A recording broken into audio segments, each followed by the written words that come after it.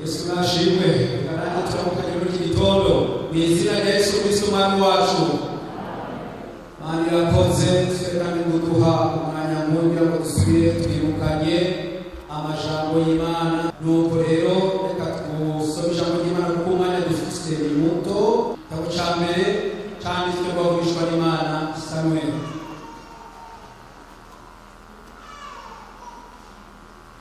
Jambo ryashishikaye kubanga mu mutima. Igice cya kabiri.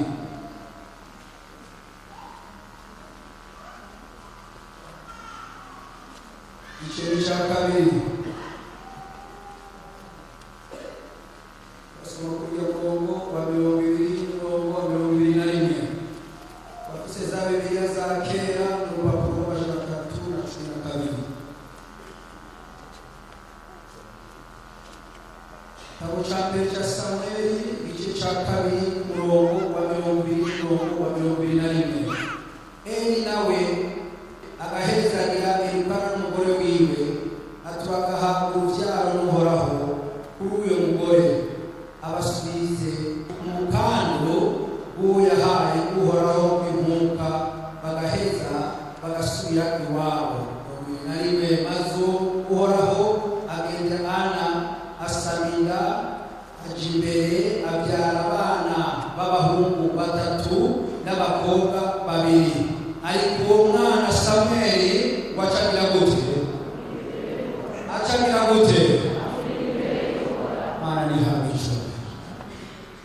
Ameni ujana n'abandi bakuriye. Ko wumva yavukana n'abandi. Ngomba tuganire ijambo gukurira imbere y'Imana. Ijambo gukura ukava mu bwana umuntu yari umwana agakura. Ababyeyi muri hano ni benshi. Ijambo gutahura, ijambo gutahura gukurira imbere y'Imana. Umubyeyi arabyara umwana, hariho abana bagira amageme meza bagakura, kandi umwana ariko arakura arahimba. Umwana ariko araca imbere, atera aja imbere arahimba. Kandi hari igihe umubyeyi ashobora kubyara umwana bikanga kwakura, kandi ari impamvu zitamuvuyeko. Ashobora kuba yaravukanye indwara y'umutima ikamuzinga bikumana bikanga kwakura, turababona. Ashobora kuba yaravukanye ikibazo kanaka cyatumye atagira amagara meza yo gukura, kandi uwo mwana ababyeyi bamariho. Ababyeyi baraho. Niyo umwana umubyeyi amubishije kw'ijisho aragira agahinda. Kandi mubyumve ni impamvu zitavuye ku mubyeyi, kandi ni impamvu zitavuye ku mwana. None umwana avutse bikanga kwakura, wumva umubyeyi yakora iki? Ariko rero ubihindukije mu ijambo ry'Imana tugomba tuyage, nta bituma umuntu adashobora gukura muri Kristo Yesu. Abantu barashobora kubimpunya bikanga ko umwana akura, bikanga ko umwana yinjirwa imbere. Umwana avukiye mu ishengero, Imana yagiye neza, mugabo bikanga kwakura. Tugomba tuyage ijambo gukura.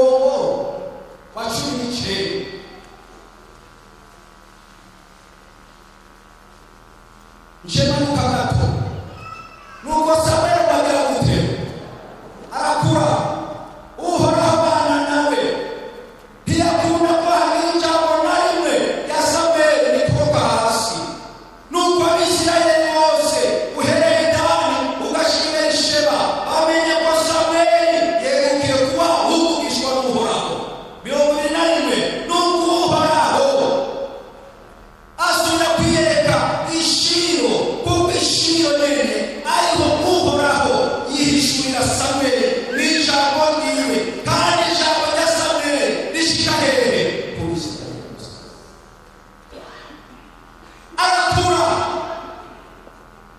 hari ibintu bine nakunze muri iri jambo rero dusomye uhoraho abana nawe.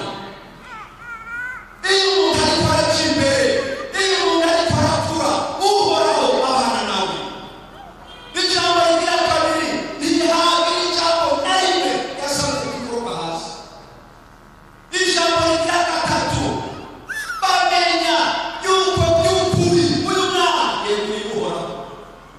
Ijambo rigira kane uhoraho yari afise ahantu bahura nawe baganira nawe amwiyerekane n'ijambo ry'Imana. Maze ijambo rya Samweli gushika ku Isirayeli bose. Ibimenyetso bigaragara umwana ariko arakura uhoraho yagendana nawe abyutse mu gitondo yamenye ko uhoraho ari kumwe agiye mu bikorwa kandi bireba yari akiri umwana abo yaja hose kuko yariko arakura uhoraho yabana nawe. Uhoraho yabana nawe iryo jambo yari inzi muri we ati nawe niko nagenda uhoraho turi kumwe. Nta jambo ryiza ryamezeye ko yari afise ahantu abantu bavuganira n'uhoraho akamwiyereka akamwibwira n'ijambo ry'Imana. Umukristo adashobora kugira ahantu, umuririmbyi adashobora kugira ahantu, umusenzi adashobora kugira ahantu yiga gato tutazi avuganira n'uhoraho ntashobora gukura, ntashobora gukura, ntashobora kuja imbere. Yafise iminsi yose ahantu amubwira Samweli sinishira hariya hari ahantu babona kwiyereke, hari ahantu babuvugana nawe, hari ahantu babona kugende, hari ikintu baba kukwigisha. Uyo mwana acakura neza kuko afise ahantu avuganira n'uhoraho. Abisirayeli bose reka abarundi bose bamenye ko biguye uhoraho. Abantu barakunda kwisigura icyo barambeshera bakagerageza kwisigura mu bantu, bakagerageza kwisiga mu bantu. Reka hariyo ukuntu umuntu ariko arakura, umuntu ariko arabana n'Imana, Imana yonyene niyo itubwira. Reka kwisigura. Abisirayeli baramubonye bavuga turi umuntu tutazi, turabona ko uhoraho turabona ko uhoraho bajanye, turabona ko uhoraho yamekiye by'ukuri, turabona ko ari umwigisha w'Imana. Ico ni ikimenyetso kigaragaza umukristo ariko arakura. Ijambo rigira kabiri ryamugaragaje ko ariko arakura. Soma hajya kuri 2:25.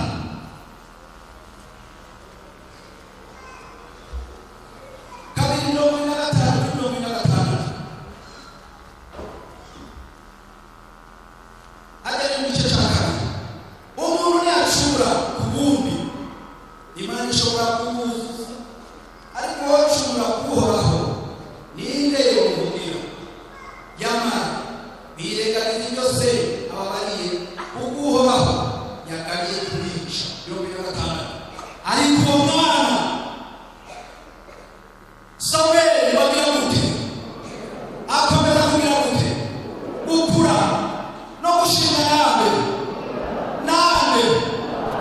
Mana ntihabishobora. Ariko uwo mwana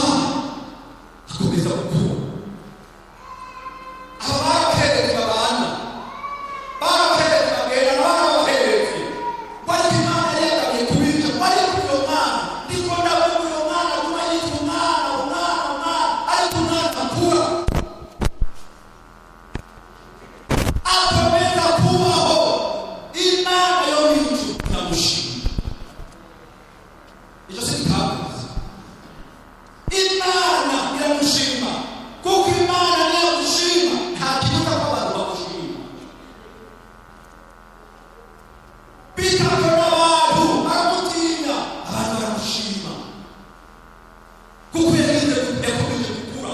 Bakristo harageze ko dukura, abantu tukava muri bya bintu bya kera. Uyu munsi navuye muri ibi, uyu munsi nagereye muri ibi, uyu munsi umukristo akamara imyaka 10 afise icyaha kimuganza, afise icyaha kimutsinda.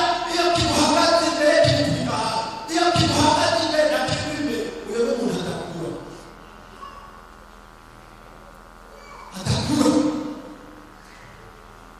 Kandi amaherezo kubera atagira amagara yo gukura mu Mana ngo akomezwe, amaherezo yiwe usanga yasubiye mu isi. Turakwiye gukura, tuba abakristo bakuze, tuba abakristo bakomeye. Ibihe ni bibi. Muri 1993 turi Bujumbura, twari tukiri abasore bakiri bato, turi mu icengero, twabonye abantu benshi bakavugishwa abantu muga ibihe bibi bitaraha Kristo. Muga ibihe bibi bimaze gukoroka, abantu twabonye bakoze ibitandukanye babo baragwa, baratembagara, baraba abapagani, abandi barapfa. Nicyo gituma dukwiye gukura kuko ibihe bikomeye dusatira, ibihe bikomeye twiyegereza ko abo bizazamu umuntu akiri inzoya utaragera ahantu ho gukura. Ukabona kwihera abantu muri iki gihe, kura nyuma, kura, kura. Ibihe ni bibi, naho utoteme, ibihe ni bibi. Twiringira abantu kugira ngo bakomezwe mu Mana, twiringira abantu babe mu bwabo, abantu bakure. Kumva induru ziri mu nzu y'umuntu, uri umukristo, uri umukristo, barabatijwe, bamaze imyaka mu ishengero, ariko induru ntigera mu nzu. None abo bantu icyo bakiye ni iki? Mbega barakura, barakuze. None akwibukira gukura. Ikigira gatatu, Luka 19, Luka 7. Kuko nyarutse Luka igice cya mbere.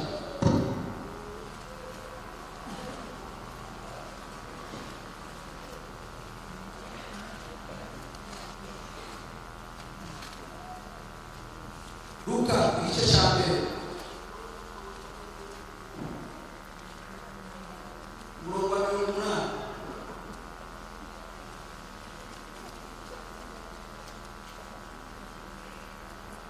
Luka igice cya mbere umurongo wa 18 wahabonye ibitabo cyoroshye. Nyamara bagira gute? Arakura, agwiza inkomezi z'iki, aba mu bugaraga kugeza umunsi yagize gute? Yerekeye kwa Isirayeli. Uyu mwana arakura, agwiza inkomezi z'ahera. Inkomezi z'umubiri ntacyo zimuze, ariko hariho gukura ko mu mutima, ngo agwiza inkomezi zo mu mutima, maze bamaze kuba muri izo nkomezi z'umutima wacacanwa mu bugaragwa. Aho bugaragwa ntawe uzi icyo ariko arakorerayo, ariko nawe azi yuko hariyo hakwiye inkomezi z'umutima, ngo maze bagumayo kugeza igihe Uhoraho yamwereka Abisirayeli.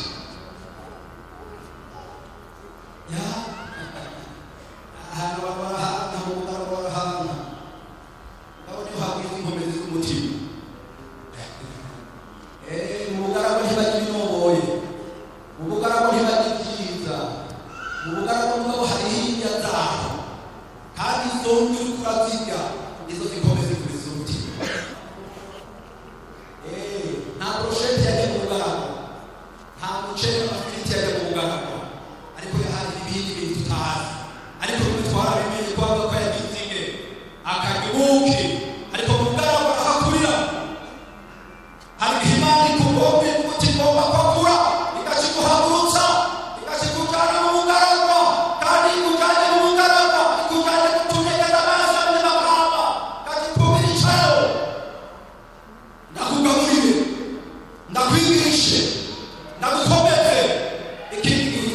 mitaha ya makamba ariko murakagomba kuba yibwira abantu akagomba kuba hafi y'abantu Imana ikavuta kugisate ikakikuchana ahantu abantu bakubona bakagira impuhwe bakagira imbabazi atuya kupfuye ariko ubugaragwa niho barakurira tukaruka kikorani ntabwo ukuntu nabonye bafite sibo ariko ko korani zose uhuza ndabona reka hindi tutereka kujana ahantu tukasigara turatira ke kubana baba ntabwo babase bavuye ko nta rukundo bagira baba ntabaretse nta kuntu ariko kareba kuko ari Imana ikuterura ikatujana mu ngarama kugira ngo twigishirizeyo kugira ngo dukomerezeyo tuze tugaruke dufite Imana ikigira kandi Abaheburayo 11 22 ukwiza niko kwatumye Mose amaze kugira gute ukura yatanguye yana kwitwa umwana w'umukobwa wa Farawo agahitamo kugiranirwa nabi n'abantu b'Imana abigisha kumara igihe mu bihimbano by'ibyaha kuko yiyumviye yuko gucokorwa na Kristo ari ubutunzi bwize gute urengeye itunga ryo muri Egiputa kuko yatumbereye ingero itazogira gute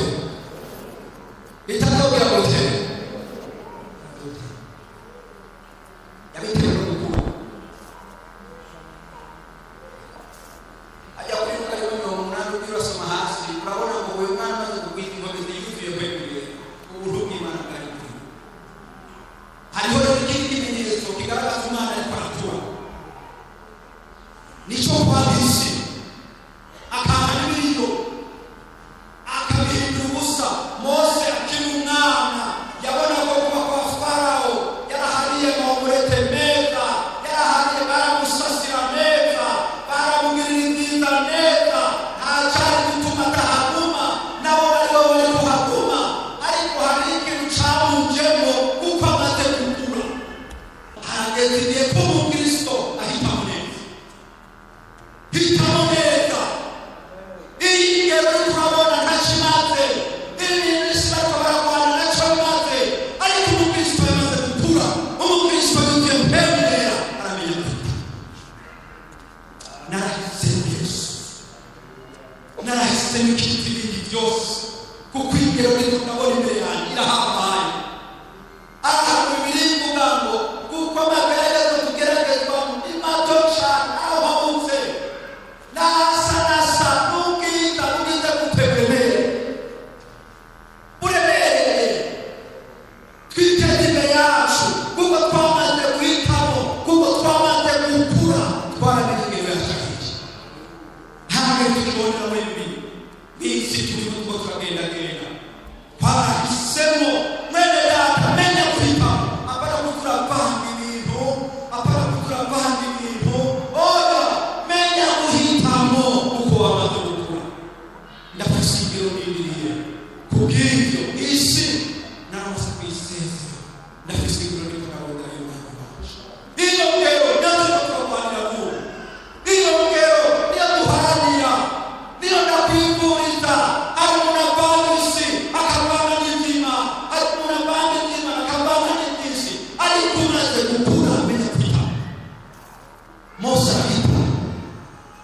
aramenya uwakwikuriye arahitamo amenye uwakwikuriye hitamo Kristo hitamo umenye guhitamo hari umukristo umwe umukozi w'Imana urabona abakozi b'Imana bataba ahamagara abavuga ubutumwa yari imbere y'Imana n'abasenga yari umuntu Imana yo gutaha yari muri abatanga bacu ba kera ariko arasengera ishengero arongoye ikindi gihe mpembuye aramubwira amusanga aho umukozi ajya abona umumarayika ajya asinziriye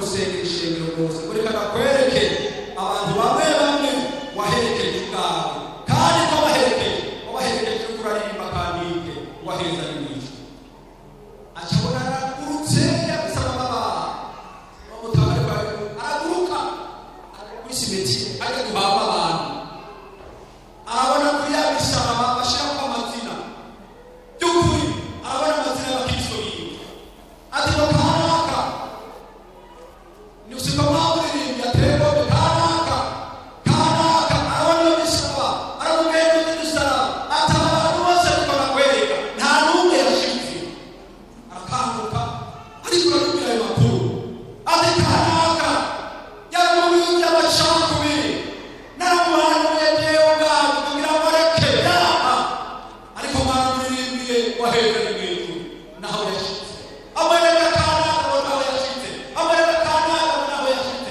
amwereka kanaka bo umuntu wese agenda aramutondera ibintu yasibirika erega bijya bintu mwebwe yamwe batubwira bibirimba ngo ntazopamana n'inyurana hano igihe akakureka ko waze kumbi ko nakuhanuka ko namuhoze kurukanga aragera igihe ibyo twikanuma wowe ugacubangara hanyuma ngo baramuguruye no mu bitanda barasubiye mu mubiri acarakanguka utanga tukikarabira aratura araje yibutse ibyo bikorwa batora mu ishengero yibutse ibyo yabona ko bavuga yibutse ibyo babanye aratubikarabira niho yaje kuvuga iyo nkuru acarakanguka ishengero nyuma mumenye kwita ijuru ryoshe bantu nyuma bijya bintu wumva tureka tutagomba kurekura mu isi amaso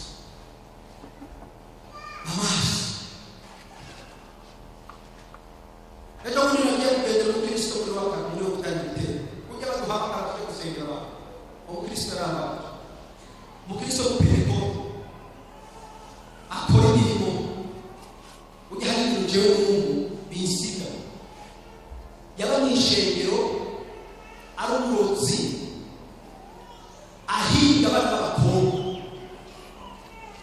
urumva umwana w'umukobwa amunaniye yaca akenda kurondera kuri wa mupfumu mpaka amufashe byase naho akamugirira nabi ariko mu ishengero agira shika jewe nawe narizi nza gutumirwa nyene umwana w'umusore w'umugabo ndagenda ngiye kumufasha aca arambwira ati mwarimu ate nje kuguhamagara gusenga mugabe ibyo usengera ngo naraye ndose isaje mw'ijoro ryanye mw'ijoro ziriya ngo ndarota ngo mbona umuntu aje kumbwira ngo wewe ngo imbabazi zanjye zaragukumbuye uyo niwe twabimbwira yashikataba ko bwita imbabazi ninone reka niwite kiri muzima birashoboka ati mwana gosenga gusa imana yaramukubise inkoni ku buryo ko agira pararizo hasi ntiyasubira kwiyumva agaca agira umutima wiruka hanyuma rero ndasenga bari mana yewe nibwira ko imbabazi zawe zikiriho kandi umuntu urashobora kugirira neza arandaba turahereje ati ngo atigenda amahoro ngwinzira nahise no kuja narayibo gusigisibintu ntihaba acakira bantu b'Imana reka nababwire umuntu hariho umurongo ushobora kubereka imana yo mw'ijuru igahinduka ibindi wirinde kureba ibyo murongo w'imbabazi z'Imana ahanyene mwishe imana iravuga imana irahanura imana iratosora imana ivugana n'umuntu mugabo umutima w'umuntu ukuga wirinde gushika aho hantu tugomba gusenga imana uyo mwana gukura hari ibimenyetso byagaragaza gukura k'uwo mwana umwana atoshe akuze ameze neza afise ubwenge bukwiye araryoshe kuraba uri n'umuvyeyi urumva ko gusa umunezero no mu buryo bw'impembe iyo turiko turakura tugakurira mu ijambo ry'Imana tugakurira mu ngabire z'Imana